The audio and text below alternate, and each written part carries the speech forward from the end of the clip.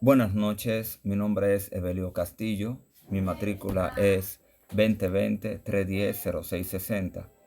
En esta ocasión voy a hablar acerca del pensamiento filosófico. La filosofía existe desde hace más de 2000 años. Apareció en Grecia en el siglo VI a.C. Se dice que uno de los 7 sabios de la filosofía griega fue Tales de Mileto.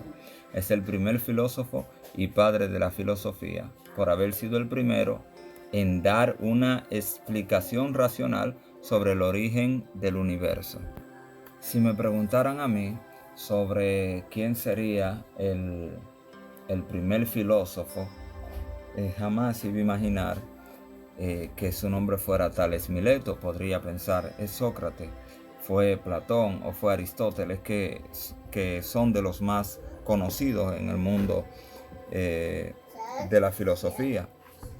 Pero de hecho, Tales Mileto no es una persona o no es alguien que la gente reconozca mucho. Definitivamente, pues me llamó mucho la atención porque él comenzó algo que luego caló profundidad a través de otros filósofos que pues sus nombres se colocaron en la historia como y se engrandecieron mucho más pues con esto de la filosofía. Quiero mencionar el pensamiento filosófico. Ya hablamos del origen, del surgimiento del pensamiento filosófico, pero el pensamiento filosófico se preocupa por aquello que se encuentra en la base de todos los campos del saber, como el ser, la materia, la forma, la posibilidad de conocer, la naturaleza del tiempo, la idea de conciencia, los problemas éticos, morales y otros. El pensamiento filosófico es una forma crítica y reflexiva de pensamiento que surge del ejercicio de la filosofía. Si bien pueden pensarse al pensamiento filosófico como un método o una forma de pensar, también se le puede considerar como el resultado, el producto del ejercicio mismo de la filosofía, por su ineludible relación con la filosofía. No pueden haber pensamiento filosófico sin un ejercicio de la filosofía que lo produzca. El pensamiento filosófico es tan antiguo como la filosofía misma. Podemos ubicar su inicio occidental en la antigua Grecia, donde surgió la filosofía. Si bien es cierto que muchas veces el pensamiento filosófico se guía por la lógica y la racionalidad, no siempre es producto de un pensamiento racional. La historia de la filosofía es amplia y diversa. En ella aparecen personajes como Nietzsche, por ejemplo. Ese es un nombre un poco complicado, ¿verdad? Por ejemplo, que desconfían de la capacidad de la razón para pensar y produce ideas no racionales, pero sí tensión con la razón. En especial, y gracias a Nietzsche, el siglo XX ha sido escenario de muchas y variadas corrientes que han tratado de explorar formas de pensar más intuitivas, o en caso de poner en jaque la primacía de la razón, primacía que según Jaques Derrida se debe llamar logocentrismo. La filosofía occidental eh, es mencionada y como ya pues hablamos de ella, de su origen en el siglo VI a.C. Se consolidó a través del periodo clásico hasta el siglo VI después de Cristo.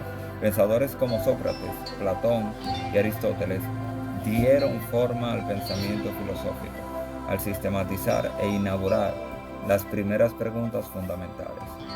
La tradición socrática, como se conoce al pensamiento de Sócrates, Platón y Aristóteles, tuvo un rol fundamental, incluso en la formación del pensamiento religioso de la Edad Media.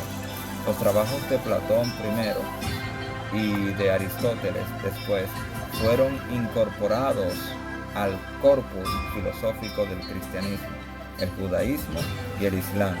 por distintos pensadores religiosos.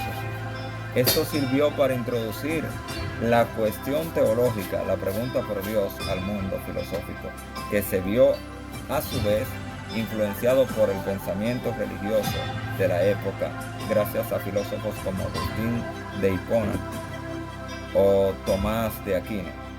La edad, ese es el conocido, creo, Santo Tomás de Aquino. La Edad Media dio paso a la modernidad, época a la modernidad, época en la que el pensamiento filosófico adquirió cierta autonomía con respecto al religioso. Al instalar nuevas inquietudes y retomar algunas ya olvidadas, como la posibilidad de conocer la verdad y la necesidad de elegir un nuevo criterio para hacerlo, de esta época sobresalen los trabajos de Hume, Descartes y Kant, entre otros. Si recuerdan, Hume Descartes es el que tiene dejó una frase muy conocida que hoy se usa mucho, incluso no puedo decir que en estos días lo he visto, pero hace pues un tiempo atrás lo veía en muchos estados de WhatsApp, Facebook, gente en las redes que ponía esta frase de Hume Descartes que dice: pienso, luego existo. Yo mismo, antes de conocer su autor, me preguntaba, pero ¿qué es lo que quieren decir? La gente pone cosas a veces que uno no entiende. Pero fue increíble realmente. Realmente al encontrar su origen, el origen de esta palabra, entonces pues realmente me encantó.